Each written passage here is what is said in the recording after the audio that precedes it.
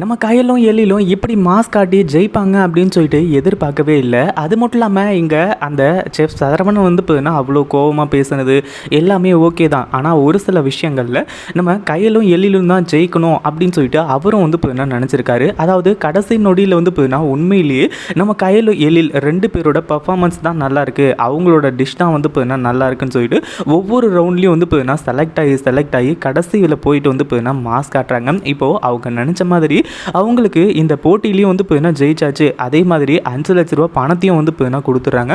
உண்மையிலேயே இது எல்லாமே ரொம்பவே நல்ல விஷயம் தான் சொல்லணும். அது மட்டும் இல்லாமல் அந்த செஃப் எப்படி வந்து பார்த்தீங்கன்னா கன்வின்ஸ் ஆனார் அப்படின்னு பார்த்தீங்கன்னா, இவங்க முன்னாடி இப்படிலாம் சொல்லும்போது எல்லாமே ஓகே தான். ஆனால் போக போக வந்து பார்த்தீங்கன்னா அவங்க செய்கிற சாப்பாட்டிலேருந்து எல்லாமே வந்து பார்த்தீங்கன்னா பிடிச்சி போயிருக்கு. அதனால தான் வந்து பார்த்தீங்கன்னா எல்லாமே நல்லபடியாக நடந்துச்சு. ஒரு பக்கம் கப்பையும் வந்து பார்த்தீங்கன்னா வின் பண்ணிடுறாங்க. இந்த தீபிகாவோட முகத்தில் கறியையும் பூசிடுறாங்க. இதை பற்றி நீங்கள் என்ன நினைக்கிறீங்க? அந்த வீடியோ பிடிச்சிருந்தா லைக் பண்ணுங்கள், ஷேர் பண்ணுங்கள். இப்போ தான் நம்ம சேனலுக்கு ஃபர்ஸ்ட் டைம் வரீங்க அப்படின்னா சப்ஸ்கிரைப் பண்ணிக்கோங்க.